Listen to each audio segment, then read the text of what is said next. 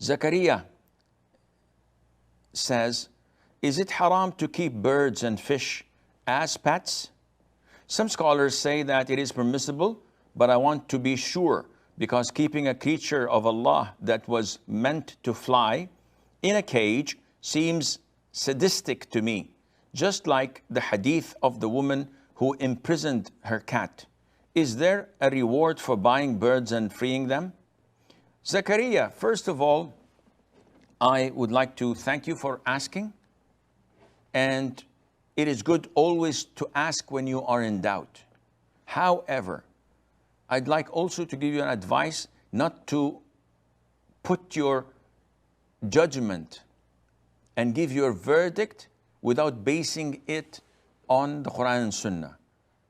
There was no need for saying that I feel that this is sadistic to put a bird in a cage and prevent it from flying. Now, this is your feeling, but is it based on Quran and Sunnah?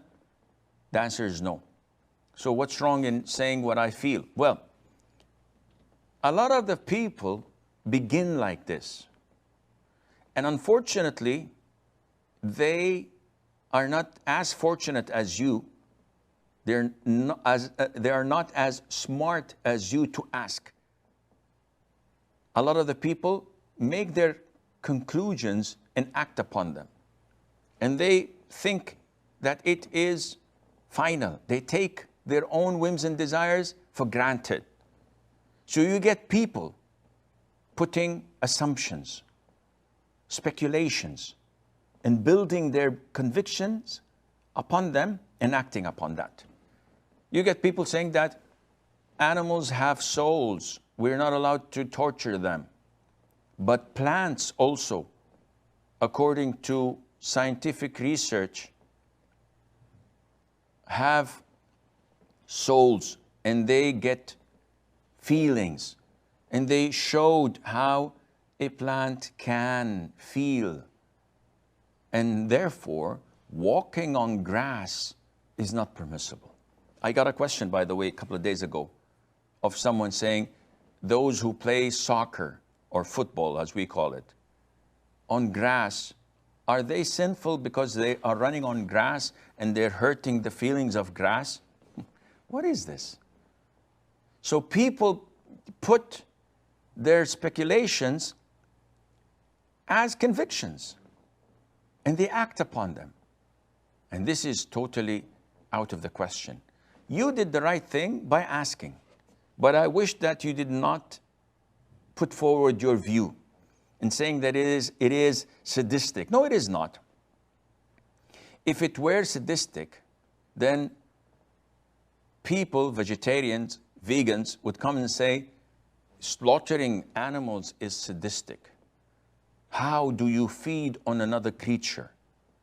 So I tell them, okay, you guys are feeding on vegetables and they are creatures as well.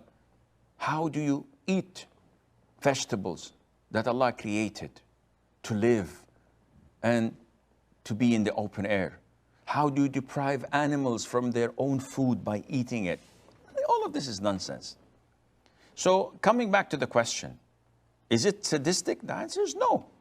The woman you mentioned in the hadith was admitted to hell because, not because she kept a cat in her house, because she did not feed the cat and she prevented the cat from going out. She locked it in to prevent it from going out and eating from the insects and from whatever is she can find outdoors. This is why she was admitted to hell. Keeping a bird in a cage, keeping fish in a fish tank, in an aquarium. This is permissible as long as you're feeding it and taking care of it and not torturing it or allowing children to abuse it. This is totally permissible. In Sahih al-Bukhari, Anas ibn Malik, may Allah be pleased with him, had a young brother of 4 or 5 years of age. And the Prophet used to visit the house often, and he nicknamed the boy as Aba Umair. And he had a small bird, Nur. And the bird was in a cage in Medina, and the bird died. So the boy was saddened. So the Prophet came, Islam, and he gave his condolences to the child by joking with him and nicknaming him and saying, Aba Umayr, ماذا فعل النغير? He's saying, oh, Abu Umayr, what did the small bird do? And the child would cry and say that the bird died. And the Prophet Islam used to counsel him with that. So this is totally permissible to have a bird in your house, to have an aquarium in your house, look at the beautiful fish swimming, putting food for them. It's something that calls you to praise Allah Azza wa Jal. Would I be rewarded if I buy birds and set them free? I personally think that you won't, because such birds are used to living in specific environment.